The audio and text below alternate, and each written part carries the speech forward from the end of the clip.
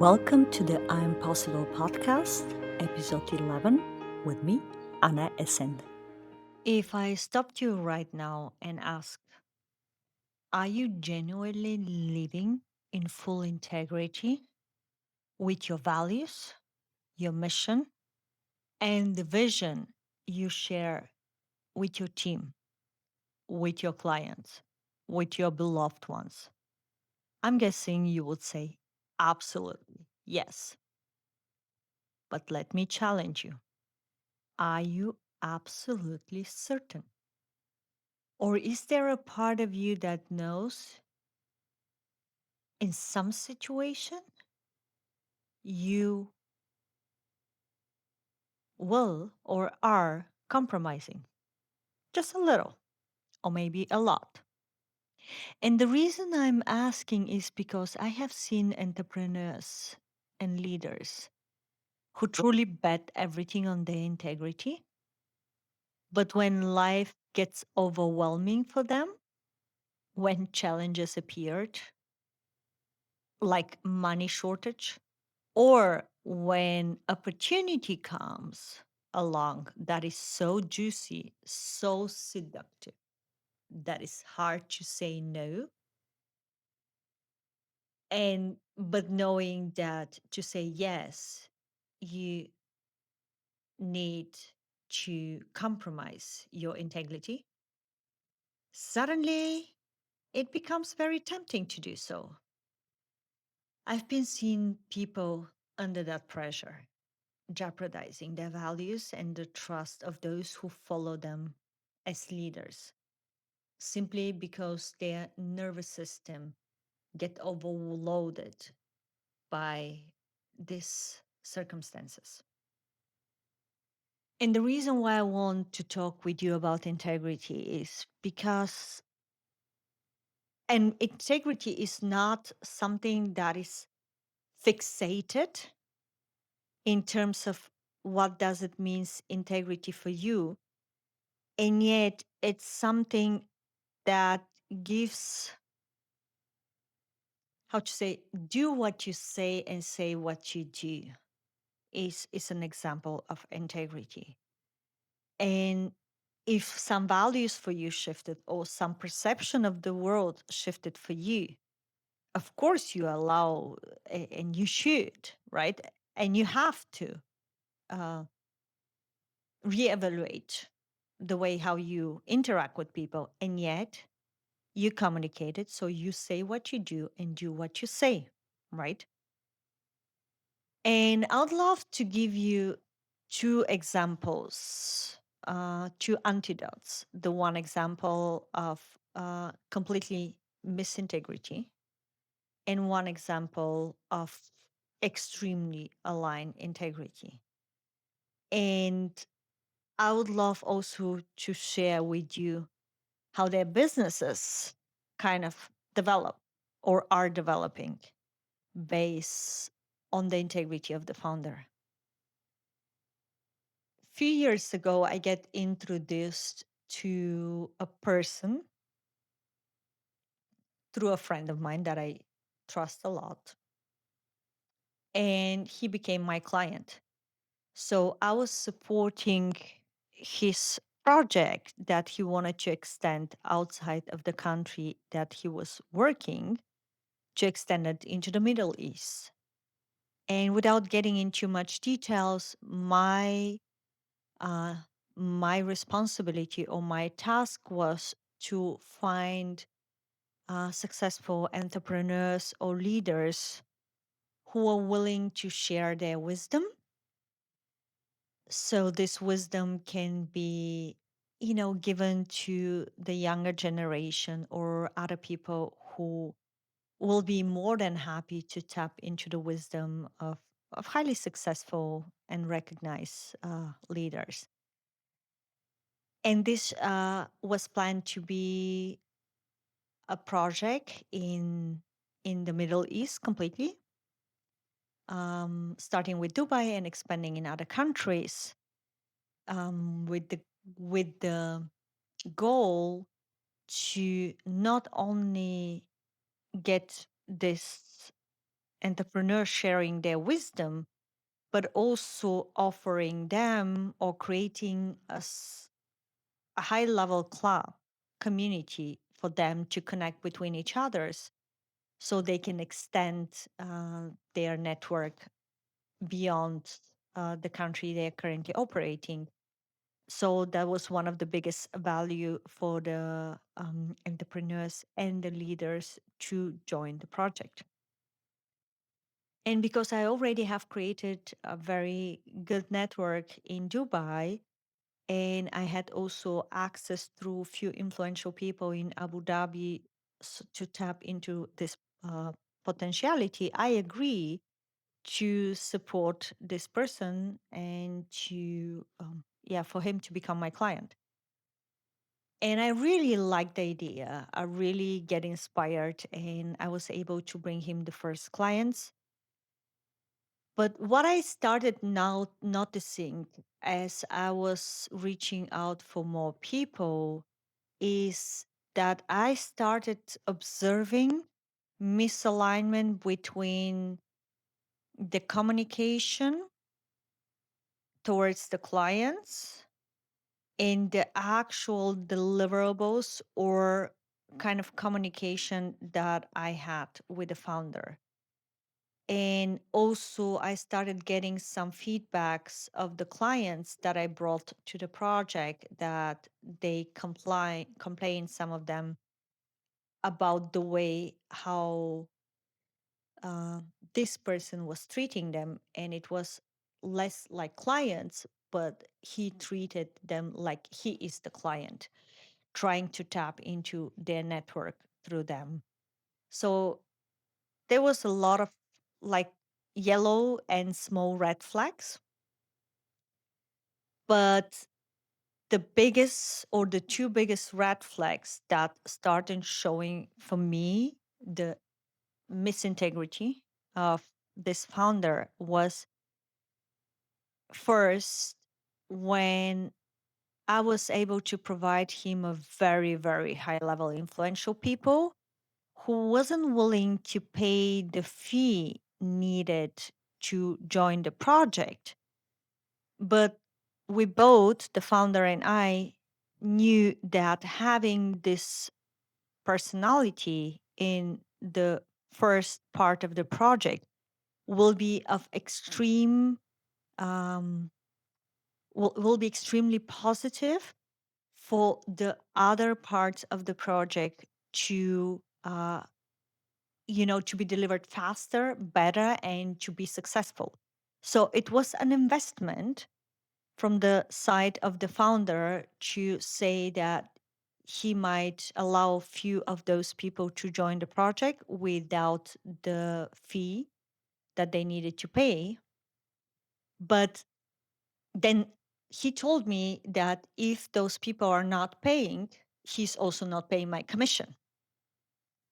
And now you can understand that I invested my time, my network, my own finances to fly to Dubai, because back there at this moment I wasn't in Dubai, to stay there, to reconnect with people. And he said because he were willing to invest for the future, development or success of the project, he wasn't willing to pay my commission. And that is why I told him that I'm investing my part, and my expectation is for him to invest from his own revenue for making this decision. But I have done the work for which I was supposed to be paid with a commission. So he didn't agree. And that was the first big red flag. And in the same term of conversation, the second thing, what he told me is, and you remember I told you we were talking about high level, highly successful entrepreneur and leaders. Suddenly, he shared with me that he is looking also for people who are just willing to pay to become a part of the project, no matter whether they have the level of success and exposure as the other one, just in order for him to get the first part of the project completed.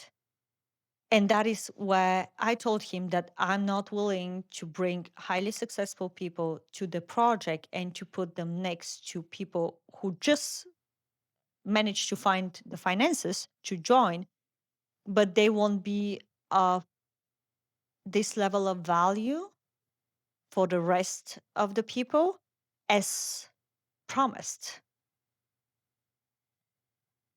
And that is the second red flag where I realized that he was selling something to the clients, an exclusivity, a high level entrepreneurs and leaders.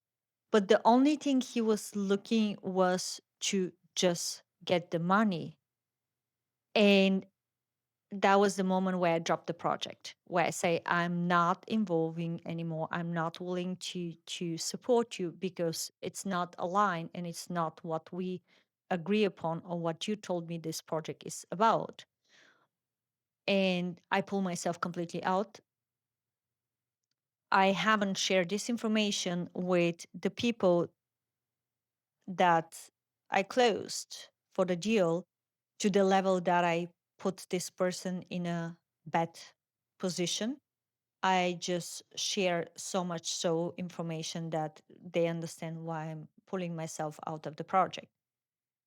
And at the end, I found out that the project hasn't been delivered to the with all the parts that was promised, and that the success of the project wasn't the level that was promised, and also that no further development of this project in the other countries has happened.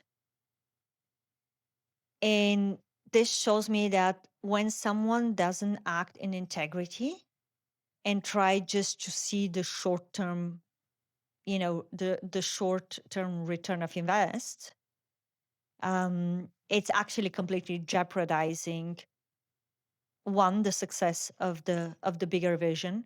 Second, his reputation, her reputation, when working with people and not delivering, but actually completely under delivering what it has been sold, and also with the partners.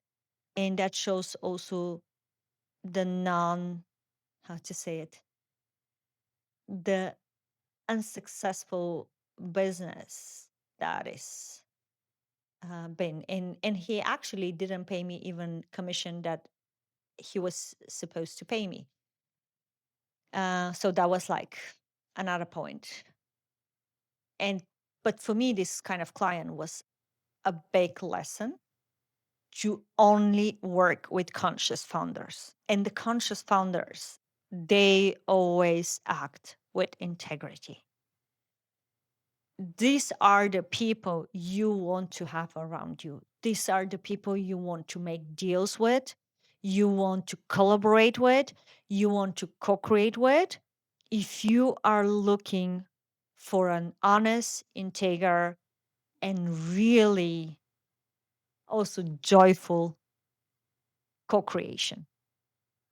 And that's the second story that I would love to share with you. So, to see the complete opposite of this.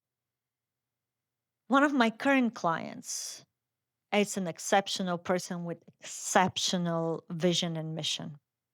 And not only that, but in order to follow up this mission and vision, he actually declined of selling the ecosystem, the technology they have created with his team to an extremely big company for a lot of money, for a few $1 million.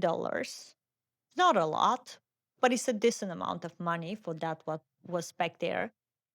Instead, he understood the power of this technology to actually provide free education to every child, every family, and all the community worldwide, but also to provide a safe and secure way to protect your health data.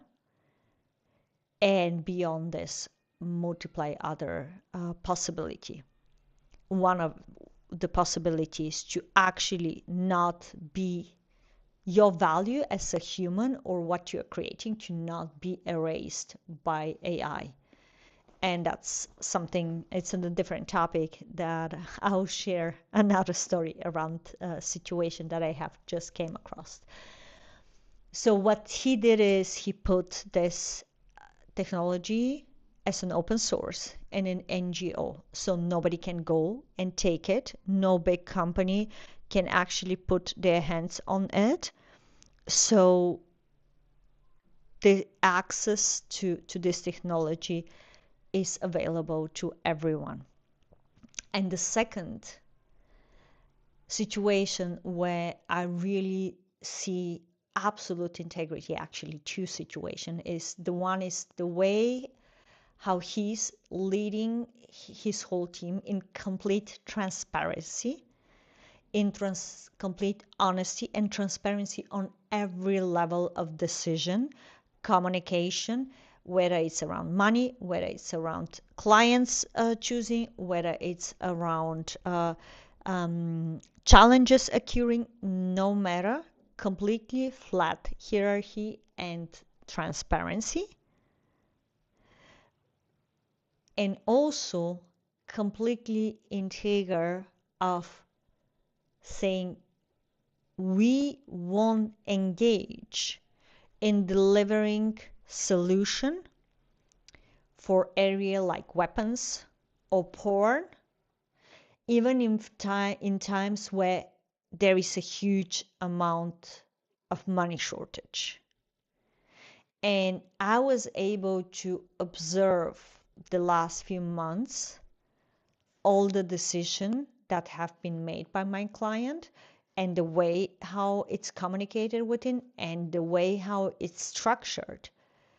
And I can tell you that's a level of integrity that I have never experienced in my life.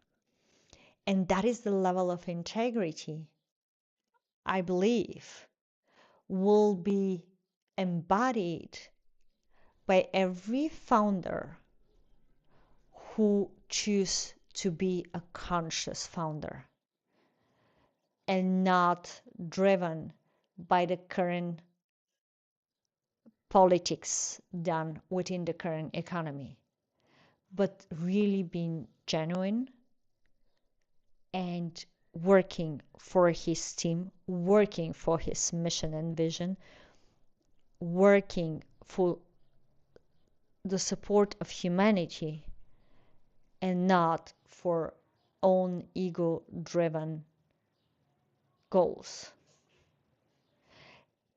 And imagine by having more people like that who are becoming the pillar of the new conscious economy. And I truly believe in this because I completely see the blueprint, how this is about to develop and expand.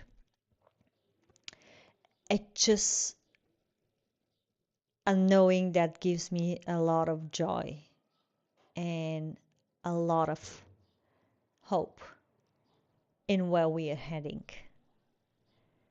And that's why I'm so joyful to be able to provide my expertise and my talents by helping this kind of clients to expand internationally, to create exceptional collaboration across countries and cultures, to help them create strategies and also to help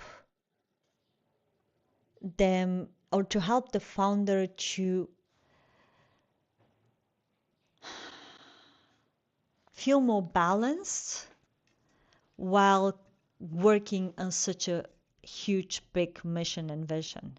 And I actually get feedback from my client today as I have sent him some messages. Really appreciate the calm, strong consistency, Anna. A true lighthouse in a storm. And that really warmed my heart.